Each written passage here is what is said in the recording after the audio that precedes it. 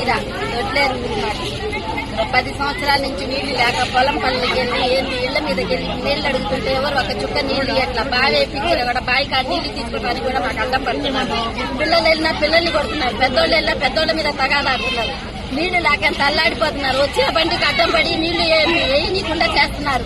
మేము ఎలా బతకాలి, ఎలా చేయాలి? పొలం పనులకి వెళ్ళొచ్చి మేము నీళ్లు లేక ఎంత అల్లాడిపోతున్నాము. మాకు పట్టించుకునే వాళ్ళు కూడా లేరు. వచ్చిన బండి కూడా వెనక్కి పంపిస్తున్నారు. వాళ్ళ మాటలు వీళ్ళ మాటలు మాకు నీళ్లు లేక రోడ్ల మీద పడాల్సి వస్తుంది. ఎవరు వెళ్ళినా కూడా 1 రోజు 2 రోజులు ఇస్తున్నారు. 3వ రోజు నీళ్లు లేక మాకు వెనక్కి పంపిస్తున్నారు. మేము ఎవరికి చెప్పుకోవాలి?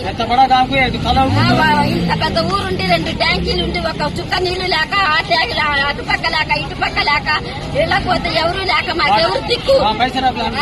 మా డబ్బులు పెట్టి మేము వేయించుకుంటున్నా, వీళ్ళందరూ వచ్చి అడ్డం పడుతున్నారు. మాకెవరు చెప్పేవాళ్ళు లేక మేము రోడ్ల మీద పడాల్సి వచ్చింది ఆ రోజున.